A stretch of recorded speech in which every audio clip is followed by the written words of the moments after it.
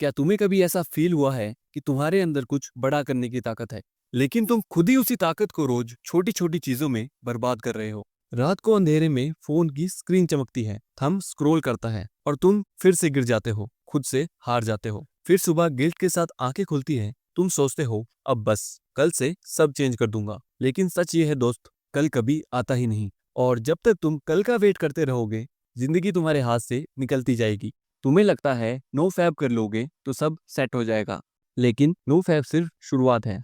असली पावर होती है ब्रह्मचर्या में। ब्रह्मचर्या सिर्फ फिजिकल कंट्रोल नहीं है, ये एक वॉरियर लाइफस्टाइल है जिसमें तुम अपने माइंड को कंट्रोल करते हो, एनर्जी बचाते हो और उस एनर्जी को अपने मिशंस में लगाते हो। तो अगर तुम भी अपनी लाइफ को पूरी तरह ट्रांसफॉर्म करना चाहते हो तो वीडियो एंड तक वॉच करना, बिकॉज ये वीडियो तुम्हारे ट्रांसफॉर्मेशन में बहुत यूजफुल होगी। सो पॉइंट 1, लोग सोचते हैं ब्रह्मचर्या का मतलब है सिर्फ फिजिकल रिलेशन से दूर रहना, लेकिन इसका असली मतलब है तुम्हारी बॉडी, माइंड और सेंसेस तुम्हारे कंट्रोल में हो। नो फैब सिर्फ एक हैबिट ब्रेक करने की बात करता है, जबकि ब्रह्मचर्या एक कॉन्शियस माइंडसेट है जिसमें तुम टेम्पटेशन के गुलाम नहीं बनते बल्कि उसके मास्टर बन जाते हो। जब तुम डर्टी थॉट्स और वीक डिजायर्स को डिनाई करते हो तो तुम्हारी विल पावर बढ़ती है, और जिसकी विल पावर स्ट्रांग होती है उसका दिमाग किसी भी गोल के लिए अनस्टॉपेबल बन जाता है। पॉइंट 2,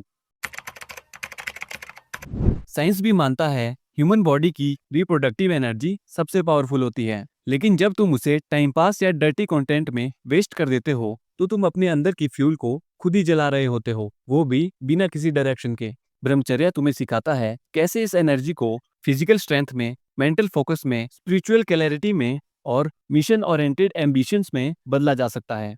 स्वामी विवेकानंद ने कहा था, एक रियल ब्रह्मचारी 10 नॉर्मल आदमियों के बराबर होता है, क्योंकि उसका हर सेल एनर्जी से भरा होता है और वो एनर्जी टाइम पास में नहीं, काम में लगती है। पॉइंट 3,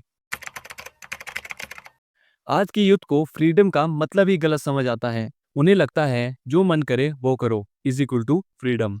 लेकिन जब तुम बार बार डर्टी कंटेंट के सामने हार जाते हो तो तुम फ्री नहीं, एक स्क्रीन के स्लेव बन जाते हो। ब्रह्मचर्या तुम्हें इस डिजिटल गुलामी से बाहर निकालता है।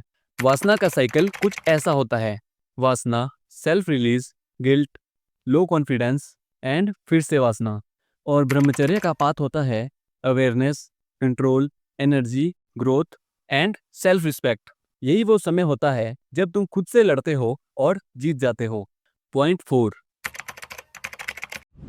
जब तुम ब्रह्मचर्या फॉलो करते हो तो तुम्हारा ट्रांसफॉर्मेशन अंदर से नहीं, बाहर से भी दिखाई देता है। चेहरे पर एक नेचुरल ग्लो, आंखों में एक अलग शाइन, वॉइस में पावर, चलने में कॉन्फिडेंस और ऑरा में एक अट्रैक्टिव वाइब। तुम्हारे दोस्तों को फर्क दिखने लगता है, तुम्हारे पेरेंट्स नोटिस करने लगते हैं और तुम खुद फील करते हो, हाँ मैं कुछ बन सकता हूँ। लड़कियां भी तुम्हारे अंदर के डिसिप्लिन को फील करती है, क्योंकि तुम नीडी नहीं, सेल्फ ड्रिवन होते हो।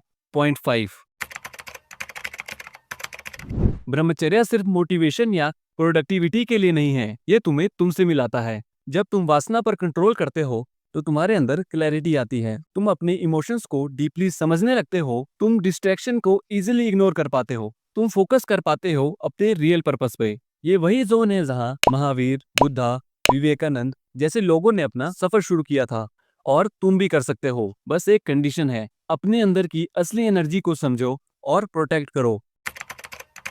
अब फैसला तुम्हारा है, तुम चाहो तो हर दिन गिल्ट, लेजीनेस और डिस्ट्रैक्शन में जी सकते हो, या एक ऐसी लाइफ चूज कर सकते हो जहाँ शांति भी हो और शक्ति भी। ब्रह्मचर्या तुमसे कुछ छीनता नहीं, ये तुम्हें वो सब कुछ देता है जिससे तुम्हारी सेल्फ रिस्पेक्ट, तुम्हारा ग्रोथ माइंडसेट, तुम्हारा कॉन्फिडेंस और तुम्हारा गोल ड्रिवन फोकस। अगर तुमने यहाँ तक सुना है तो कमेंट करो, मैं ब्रह्मचर्या चूज करता हूँ। बाकी थैंक्स फॉर वॉचिंग, वीडियो को लाइक और चैनल को सब्सक्राइब करना मत भूलना। मिलते हैं अगली वीडियो में।